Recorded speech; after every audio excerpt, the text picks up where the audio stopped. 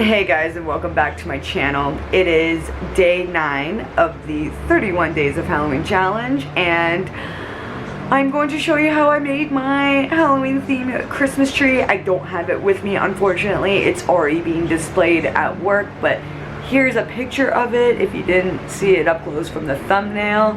As soon as I finished it, I kind of just rushed to work and I forgot to film an intro with it. So yeah, it's very simple. I love the way it turned out and I can't wait to show you guys. And so without further ado, let's get on with the video.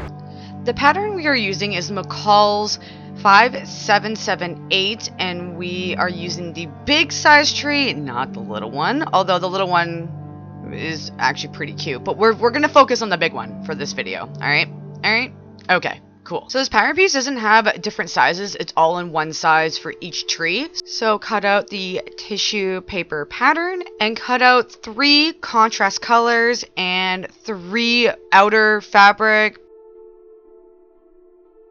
And so for my outer fabric, I'm going to be focusing on is this black and white spider web. And then for the contrast color, I decided to use a bright, vibrant orange with witches and moons. I just wanted to really use the traditional colors for this project. For each piece, put right sides together and stitch 1/2 inch all the way around, leaving an opening at the bottom of the tree.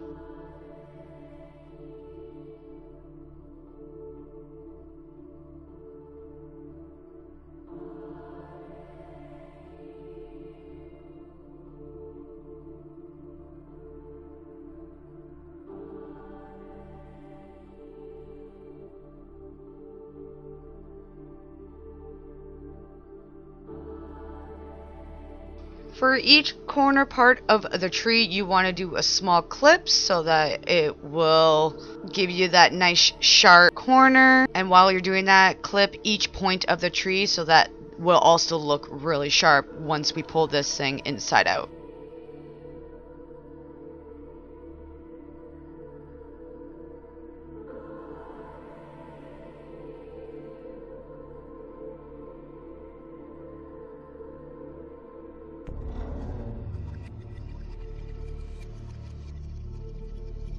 Out of 2 to 3 pieces that have been sewn together, you're going to put contrast to contrast, having the outer fabric facing the opposite side, or vice versa, but you're going to do a seam from the center point of the fabric where the opening is directly towards the tip of the tree. For the last layer, it doesn't really matter which side you put it on as long as you can see the seam line from the stitch that we just did. So when you're doing that, make sure you just go over that seam line to add the 3rd layer for your tree.